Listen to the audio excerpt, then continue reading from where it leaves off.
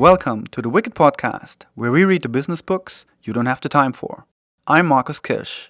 And I'm Troy Norcross. And we are your co-hosts for the Wicked Podcast. Welcome to the Wicked Podcast. And this is the second part of episode 100, where I'm talking to Doug Powell about how through change and transformation, you can bring 3,000 designers to a company like IBM and make it a design-led company. I hope you enjoy the second part as much as you did the first. Before the interview, a quick word from our very first sponsor, Zencastr. We use Zencastr for all our audio and video recording, and it's a very nifty tool that splits up all the channels for very easy editing. Zencastr is used by 10% of all active podcasts. You can get 40% off the first 3 months and unlimited audio and video recordings with our special coupon code WICKEDPODCAST. I repeat, Wicked Podcast for 40% off. And now the interview.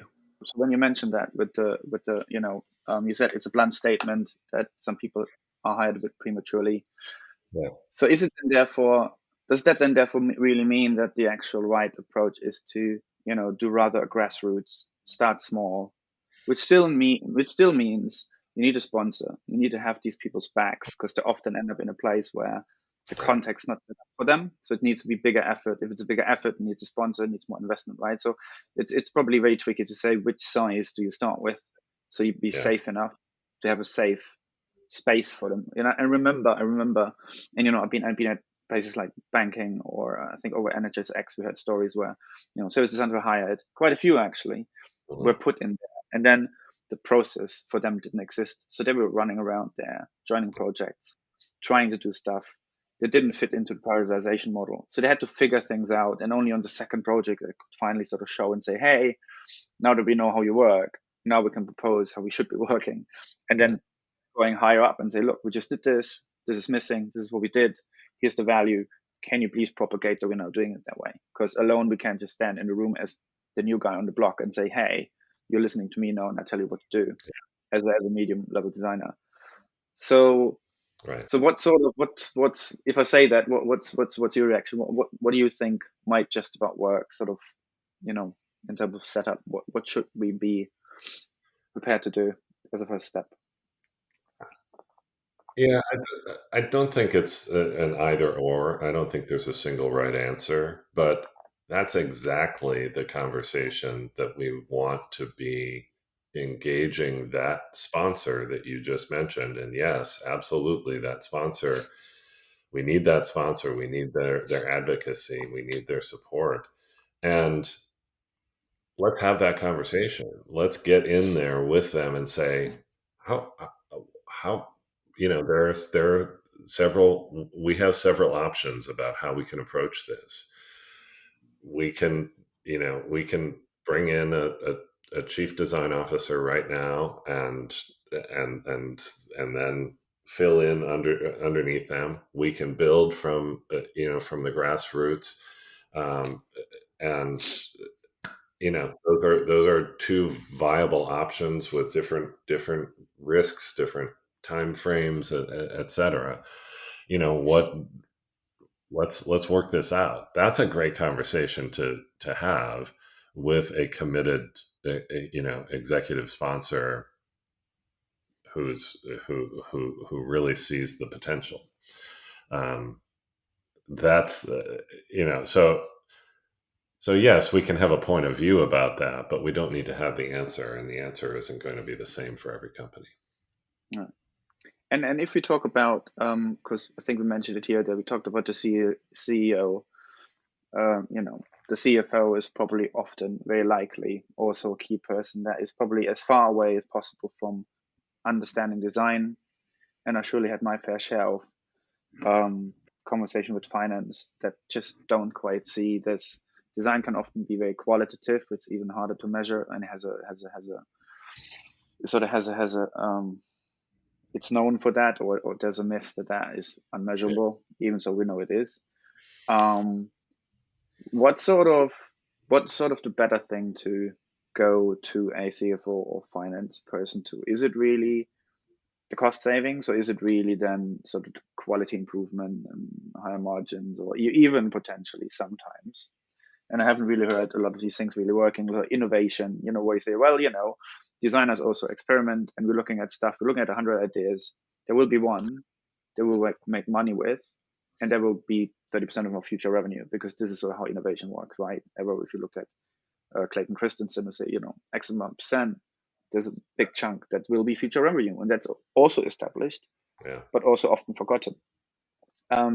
What's the smartest thing? Because just to add a little bit to that question, I know thing is usually convoluted here, but if you go the path down of cost cutting, you're in the middle of a big competition with other practices and areas that also say, no, we're doing cost cutting. We're cutting on servers, we're simplifying the website, and then you go, well, but we're doing this too, and we're changing the text on the website, and everyone's going, yeah, how are you going to cost cut? And what does that mean? What's your sort of experience? What sort of works best, or what rings best, even if it's just as a first conversation? Yeah, it's got to be more than, more than a single conversation. It's a relationship, and that's another aspect of what I really advocate for, and working with executive design leaders is helping them build relationships with those key stakeholders, their CEO, their general manager, whoever it is, their CFO, their chief HR leader. All of those relationships for a design leader are essential, and they need to be handled carefully. They need to be nurtured. Um, you need to, if you're in a situation where you are trying to predict or guess what a CFO is, what the magic answer is going to be for them, then you've lost. You've lost already.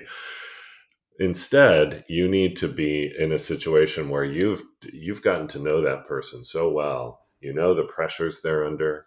You know the cadence of their annual, business cycle. When do they need answers? When are they starting to plan for the next quarter, the next year? Um, when do they need to be delivering performance results to their stakeholders? Building that empathy. So what we're doing there is we're bringing a very designerly approach to the relationships that we have with our executive stakeholders. We're approaching it as a user experience design problem. And so I find that when design leaders begin thinking about those conversations and those relationships in those terms of approaching it as a design problem rather than approaching it as a business problem, then they start to behave differently. They get a little bit more confident. They start to they have more energy for it, rather than feeling kind of intimidated or overwhelmed by that conversation. So those are some things that I really try to encourage design leaders to bring to their work. Approaching that with empathy and human understanding is going to change the conversation. Yeah, super important. Okay, so if I take that, so we're not talking a fair bit about leaders, so I'd like to talk a bit more back down to like teams, right? And in that sense, and I've just been writing because I'm just in the middle of my second book, I'm trying to talk about teams a bit more. We know that some of the best performing teams are cross-disciplinary teams, right? So they have different viewpoints, they can de-risk better, they should collaborate, listen to each other, different viewpoints can prioritize better because they have a wider view on things and a more detailed view and some specializations. What's your experience in between, let's just call it two different approaches? I'm sure often there's mixed approaches, but if we say, right, if you want to bring design to a company, you can either go and start with, a team of specialists, fairly highly trained designers who do a really, really, really good job, put them on a pilot, and they show how amazing and how big and how good things can be, a bit like a North Star. And so, like, this is what we're aiming at. This is what it is. But this approach can sometimes have sort of the negative effect of like us and them, right? Oh, those are the designers. And it makes it often harder to integrate them with the rest of the business, right? It's a bit of us and them, and that's often hard to break or convince people, no, we're all welcome, we're all together, we're all in the same boat. The other thing is that I've seen as well is that works potentially equally well, but I'm asking you for your opinion is, you guide and train people and you build cross-disciplinary teams. Sometimes you just train, as you mentioned a bit earlier, you train a lot of people up on some basic stuff, right? That brings the design in the middle of a mixed team of people. It won't perform as high and you might not get the same benefits, but everyone feels touched by it and everyone sort of gets a bit more into the mindset. So spreading the mindset's easier, and you probably get quicker into spreading it across different areas of the company you would normally not reach that quickly. And given especially in like very low maturity environments, that can already show significant difference just because the rest was so low, and just a little bit extra is already quite a bit. What in your experience is sort of is there a better approach? Are there other downsides or upsides to these things? And if you don't have the luxury of having a mixed approach and the big budget and doing everything in one go, what sort of your experience on those kind of different angles on getting design into a company? I think that second option, that more integrated option, where design is embedded in the fabric of the company, is far and away, at least for the modern organization, the modern scaled company, is far and away the more sustainable, the more the more substantive and meaningful approach. That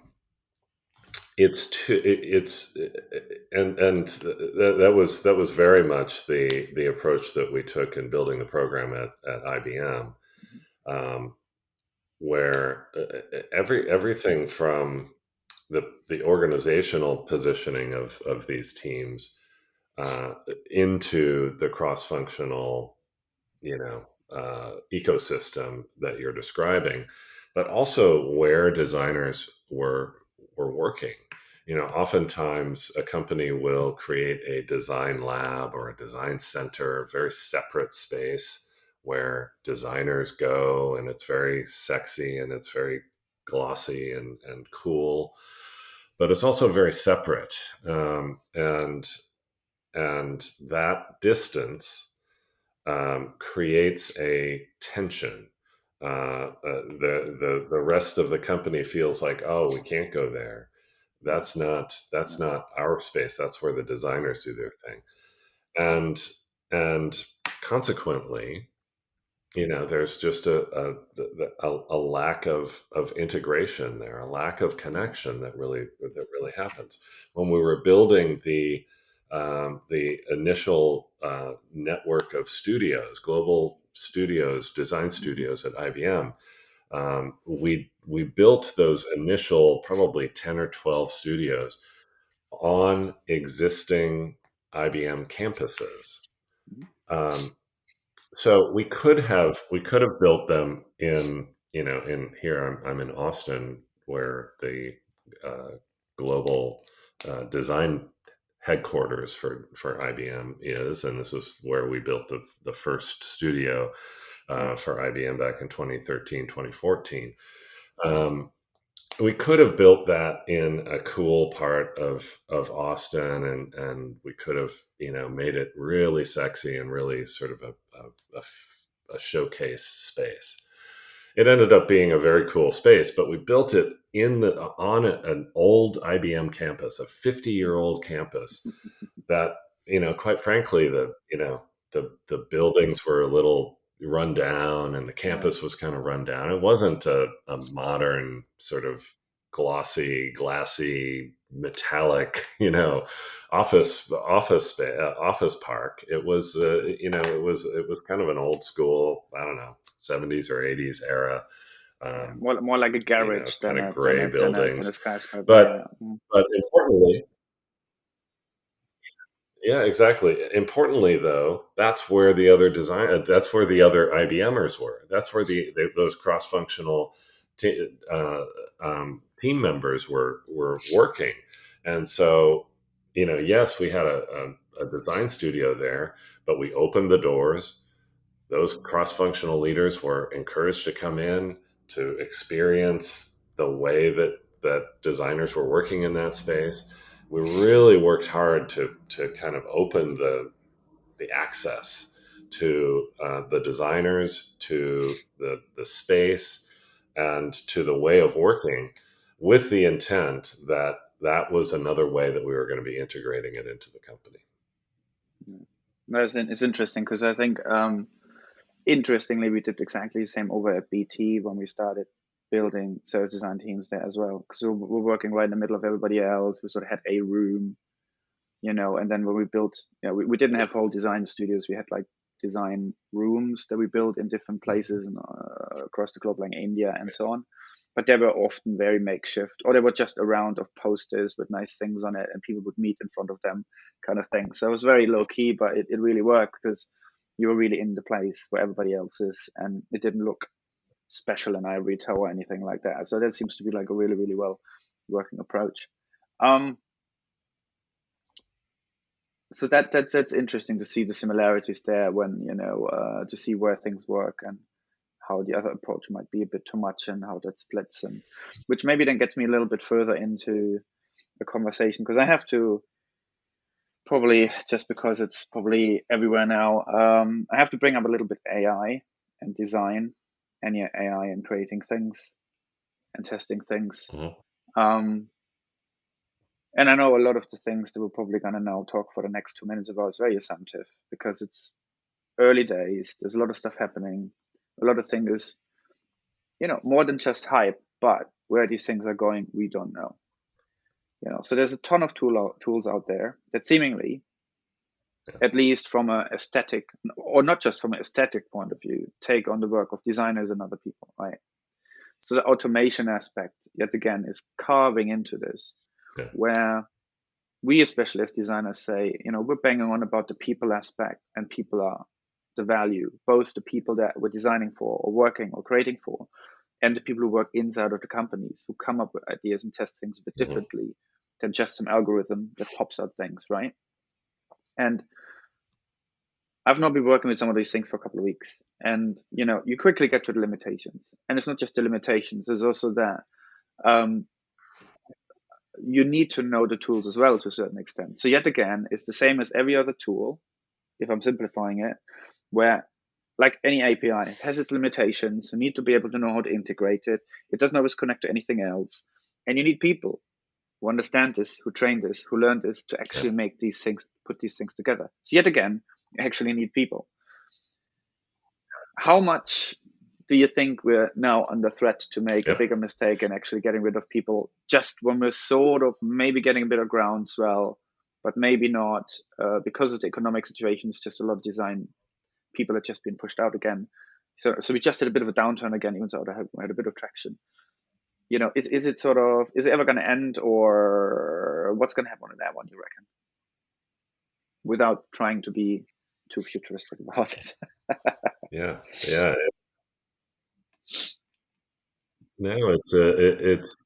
I mean, we look at history, right, over the last, oh gosh, 40 years of how design has been done, and all of the technological, transformations and inflection points and pivots, and all of the moments where this exact conversation has happened. Oh, we've got desktop computing. We won't need designers anymore. Now it's the internet, and and now everything's digital, and now everything's mobile. We won't need designers, and yet, you look at how design has not just sustained but just radically and exponentially grown over those times when the the thought was, oh my gosh, this is an existential threat to design. So I don't think, I mean, at the same time, some designers were left behind in each of those Yeah. transformations. Those designers who weren't able to keep their skills relevant, keep their skills current, be in touch with the technology. To your point, understanding the tech to the point where they can work with it. That's that's a big part of what individual designers are going to need to do. Be responsible for their own professional development and skill development, but also companies, I think, with scaled design programs are going to need to invest in the development of their teams and their people in order to keep them current. Quite frankly, most companies that have scaled design programs do not do a very good job of that right now. So that's going to be important, and we as designers and leaders are going to have to advocate for that. I also think there's a potential, a big potential, and we're already seeing this for generative AI applications to really impact in a positive way the practice of design. And I think of prototyping, which can take, shouldn't take a long time because Yeah. we're all about rapid prototyping, but oftentimes it does. So we can see potential for faster, more divergent prototyping. We can see potential for synthesis of research, even conducting research in some way, in Yeah. some cases. There's lots of applications where we can take aspects of the design work that typically take us a lot of time and energy, and we can compress that. Yeah. So I think Exactly, and I there's going to think be some positives that come out. oh, definitely. I mean, as I just the first thing I thought about, and as you have, running like a 1 week workshop where you want to go from problem to solution mock-up, right? Historically, always had sort of the one day where you step a little bit out and you do something else, so the designers can come in and design up some of the things you scribbled on a post-it. And now you go to Midjourney, you just write it into it, and it's just blads it up in like a minute. And you don't have to be a designer to go and describe what you want to see on it, right? So that is a major benefit just to do that. Where if I when I looked at it, I like to compare it to you're starting to have no code environments to do code, and you can have no design environments to do design, right? So I like to compare it to that a little bit, where non-designers can actually go describe things and things happen and quicker. They're not going to be polished. They're not going to be perfect. They're going to have their own little things. But, especially for prototyping, it feels this is insane. Like within half an hour, you can go from some scribble and post it to it codes your website as a holding page, and you can test it with people. It's amazing stuff. And I quite like actually that we might be able to be more inclusive as designers to say, you know what? No, you write it down. You tell the thing what to do, and it will be okay. I think there might be a nice opportunity to become a bit more inclusive, as long as you're not being too precious, sitting on an ivory tower. And I think that would be probably a good step. So and it will be okay, but there will still be a need for that designer to come in and take it from it's okay to it's great. Oh, And absolutely. AI is not going to get us to consistently great outcomes. Designers are going to get us to consistently great outcomes. Yeah, it's the same with creativity, right? Because I think someone said it in an article. Oh, you can have Midjourney, you can do this thing, and now the clients can go and just write it up. It's like, but the clients need to know what to write into it, and if they don't have the creativity to write the right stuff into it, we need creative people again. It's the same thing. You still need sort of that kind of brain, that kind of aesthetic and viewpoint and training at times, to really, really shape things.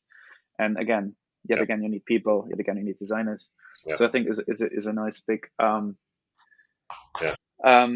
hopeful point towards pretty much the end now of our second part, actually, because I had to split it in the middle because we were talking so nicely. So I'll still do how I do at any episode and say we'll always have more questions than time. So maybe as a last question then, Doug, for people, business, non-designers, and designers and businesses all want to go into business, what can you say to both, or what you can say to one or the other in terms of what's the one thing you want to give them on the way to say, look, here's where we are, here's what happened, here's where we got to. What's sort of the maybe one thing you'd like to give them on the way, both the designers wanting to do better design and work well, and the businesses wanting to understand it better or wanting to really dig into the value of design? Yeah, I think it's easy to, especially for designers earlier in their career, to look at this current moment and think, oh, it's over. Oh man, we're done. Close it up. That's what I got to go find something else to do with my career now because everyone's going through layoffs and there are not enough jobs, and that's we are in a moment in time here. We are in a particular part of a cycle that is continuously moving, and I predict that I'm already seeing it, that by the end of this year, we're going to start to see some really encouraging signs. We know that there is a massive amount of work to be done at these companies. And they are, I predict, very, very soon going to be realizing, wait a second, we just laid off a bunch of, really skilled, talented people. And yet now we've got this backlog of important work that is supposed to be driving our company, and it can't get done. So we're going to start to see a correction and a move back to a more sensible, hopefully a more sensible approach to staffing. I'm hopeful. I'm optimistic. I think we are well positioned. I think the smart business leaders see the value of design, and we simply need to be building strong relationships with them and building our body of data and evidence and metrics that can fuel those positive conversations. Super. What lovely words to finish a great conversation. So I'm very excited, because because it's the 100th episode, so I'm quite thrilled about that I actually made it there and haven't given up yet. Secondly, to have a really nice in-depth conversation. I think this is a really nice big wrap around what design means at the moment. So I'm really, really happy, and for you telling me all the stories and answering in depth and bluntly at times as you did. So great. Thank you, Doug. Thanks for making time. Thanks for making more time than usual. And thanks for being with me today. Yeah, great conversation, Marcus. Congratulations on 100 episodes. I wish you 100 more. Maybe we should plan now for episode 200. Huh? Why not? Always can always plan and then see where we are in 2 years. Great. You've been listening to The Wicked Podcast with co-host Marcus Kirsch and me, Troy Norcross. Please subscribe on Podomatic, iTunes, or Spotify. You can find all relevant links in the show notes. Please tell us your thoughts in the comment section and let us know about any books for future episodes. You can also get in touch with us directly on Twitter on @WickedandBeyond or @Troy_Norcross. Also, learn more about the Wicked Company book and the Wicked Company project at wickedcompany.com.